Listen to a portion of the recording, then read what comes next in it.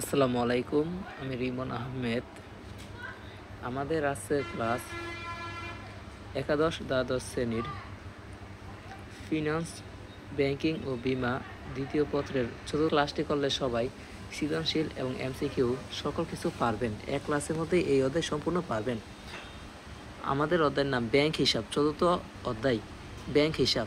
গ্রাহকের নামে হিসাব করলে ব্যাংক গ্রাহককে অর্থ লেনদেন ও ব্যাংকিং সেবা পাওয়ার যে সুযোগ দেয় তাকে ব্যাংকিং হিসাব বলে। ব্যাংক হিসাব হলো গ্রাহকের সাথে সম্পর্ক রক্ষা ও আর্থিক লেনদেনের প্রধান মাধ্যম। এই হিসাব না করলে কোনো আর্থিক লেনদেন বা ব্যাংকিং সুবিধা পাওয়া অসম্ভব।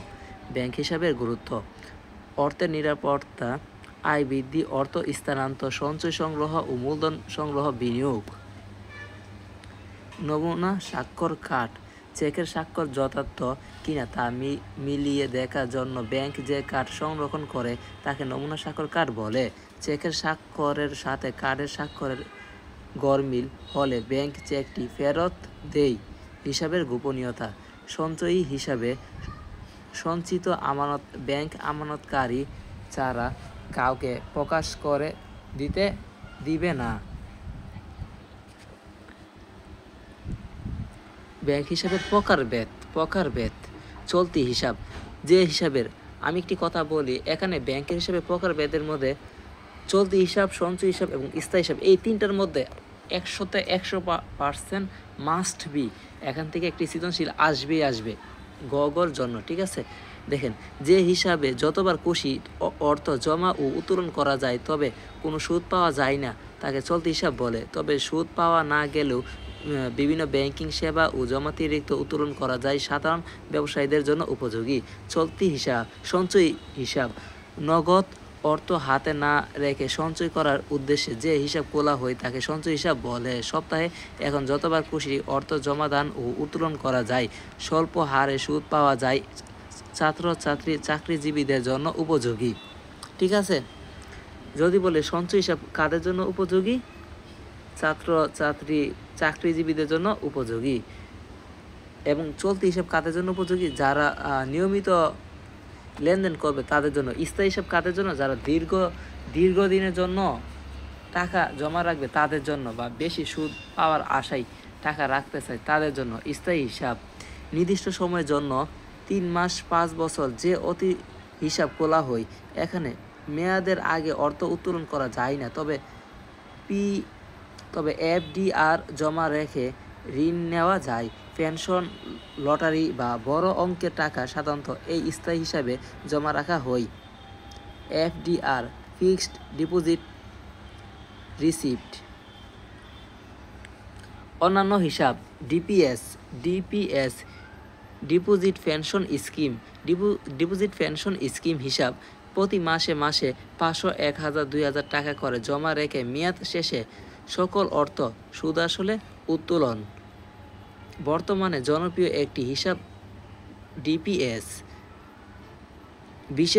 বিশেষ চলতি হিসাব: চলতি হিসাবে সুদ না দিলেও বিশেষ চলতি হিসাবে স্বল্প হারে সুদ পাওয়া যায়, তবে শর্ত আছে। নির্দিষ্ট সময়ের মধ্যে অর্থ তোলা হবে না, এরূপ নিশ্চয়তা দিতে হয়। স্কুল সঞ্চয় হিসাব: স্কুলে ছাত্রছাত্রীদের সঞ্চয় প্রবণতা সৃষ্টির জন্য এই হিসাব খোলা হয়। বৈদেশিক মুদ্রা হিসাব: যারা বিদেশ থেকে অর্থ দেশে ফেরত করতে চায় তাদের জন্য। কৌশল: চলতি, সুদ নেই। চলতি হিসাব এটা হচ্ছে একটি কৌশল। ঠিক আছে, চলতি হিসাব কোনগুলা? সুদ নেই, জমাতিরিক্ত উত্তোলন, ব্যবসায়ী। ঠিক আছে, সঞ্চয়ী, স্বল্প সুদ, চাকরিজীবী, নির্দিষ্ট আয়। স্থায়ী, অধিক সুদ, নির্দিষ্ট মেয়াদ, লটারি। ডিপিএস, প্রতি মাসে অর্থ জমাদান। KYC form, know your customer. KYC এর পুনরূপ কি? Know your customer. জালিয়াতি, এখানে জালিয়াতি হবে। জালিয়াতি ও অবৈধ অর্থ রোধে গ্রাহকের বিভিন্ন তথ্য সম্বলিত যে ফর্ম বাধ্যতামূলকভাবে পূরণ করতে হয় তাকে কেওয়াইসি ফর্ম বলে। মানি লন্ডারিং আইন অনুযায়ী কেওয়াইসি ফর্ম পূরণ বাধ্যতামূলক। ব্যাংক পাসবই সঞ্চয় হিসাবে গ্রাহককে তার লেনদেন সংক্রান্ত তথ্য সংরক্ষণের জন্য যে ফর্ম দেওয়া হয়, এই বইয়ের মাধ্যমে জমাকৃত টাকার পরিমাণ, উত্তোলন এর পরিমাণ জানা যায়। নাবালকের হিসাব বিশেষ শর্ত সাপেক্ষে নাবালক হিসাব খুলতে পারে। নমুনা স্বাক্ষর কার্ডে জন্ম তারিখ ও বয়স্ক হবার তারিখ লিখতে হবে। গ্রাহক প্রাপ্ত বয়স হবার পর ব্যাংক প্রয়োজনীয় ব্যবস্থা নিবে।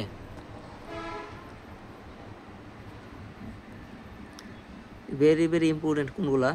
ছাত্রের জন্য সঞ্চয় হিসাব উপযোগী, ব্যবসায়ীদের জন্য চলতি হিসাব উপযোগী, চাকরিজীবীদের জন্য সঞ্চয় হিসাব, বড় অঙ্কের অর্থ জমাদান স্থায়ী হিসাব। তো এই অধ্যায়ের মধ্যে 20টা ছোট প্রশ্ন, যেগুলা ক এবং খ এবং বহু নির্বাচনের মধ্যে আসতে পারে। ঠিক আছে। অধ্যায় 4, ব্যাংক হিসাব খোলার মাধ্যমে ব্যাংক ও গ্রাহকের মধ্যে যে সম্পর্কের সৃষ্টি হয় আর্থিক। ঠিক আছে। ব্যাংক হিসাব খোলার জন্য একজন নিরক্ষর ব্যক্তির বাম হাতের বৃদ্ধা আঙ্গুলের ছাপ দিতে হয়। ব্যাংক হিসাব প্রধানত কত প্রকার? 3 প্রকার। একজন ছাত্রের জন্য উপযোগী সঞ্চয় হিসাব। ব্যাংক হিসাব খোলার বিবেচ্য বিষয় অবস্থান, সেবা ও লেনদেনের ধরন। সুনাম শাখা। ব্যবসায়ের জন্য উপযোগী চলতি হিসাব। কেওয়াইসি এর পুনরূপ নো ইউর কাস্টমার। জমাতিরিক্ত অর্থ উত্তোলনের সুযোগ। চলতি হিসাব কোন ধরনের হিসাব? আমানতকারীকে পাসবই সরবরাহ করা হয়। সঞ্চয় হিসাব কোনো চেক বই ইস্যু করা হয় না। স্থায়ী হিসাব সুদ পাওয়া যায় সঞ্চয় ও স্থায়ী হিসাবে। প্রতি মাসে 500, 1000, 2000 টাকা জমা দিয়ে মেয়াদ শেষে সকল অর্থ সুদ সহ পাওয়া যায়। ডিপিএস ডিপোজিট পেনশন স্কিম হিসাব। কোন আইন অনুযায়ী কেওয়াইসি ফর্ম পূরণ করা হয়? মানি লন্ডারিং আইন। একই সাথে পাস বই, চেক বই, জমা রসিদ বই সরবরাহ করা হয় চলতি হিসাবে। চলতি হিসাবে সুদ দেওয়া না হলেও স্বল্প হারে সুদ পাওয়া যায় বিশেষ চলতি হিসাব। ব্যবসায়ীর জন্য ব্যাংক হিসাব খুলতে প্রয়োজন হয় ট্রেড লাইসেন্স ও চুক্তিপত্র। কোনো ব্যক্তি যেন অবৈধ হিসাব খুলে বিদেশে অর্থ পাচার করতে না পারে, এজন্য তাকে পূরণ করতে হয় কেওয়াইসি ফর্ম। স্কুলের ছাত্রছাত্রীদের সঞ্চয় প্রবণতা সৃষ্টি করার জন্য যে হিসাব রয়েছে স্কুল সঞ্চয় হিসাব, যা 1960 সালের দিকে শুরু হয়েছিল। FRR ফিক্সড ডিপোজিট রিসিপ্ট, যা সরবরাহ করা হয় স্থায়ী হিসাবে। প্রয়োজনে FDR জমা দিয়ে ঋণ সুবিধা পাওয়া যায়। বিভিন্ন প্রকার হিসাব। চলতি সুদ নেই ব্যবসায়ী জমাতিরিক্ত উত্তোলন। স্থায়ী স্বল্প সুদ চাকরিজীবী ছাত্র নির্দিষ্ট আয়। স্থায়ী অধিক সুদ পেনশন বা লটারির টাকা প্রাপ্তি বড় অঙ্ক। সকলে বুঝতে পারছেন।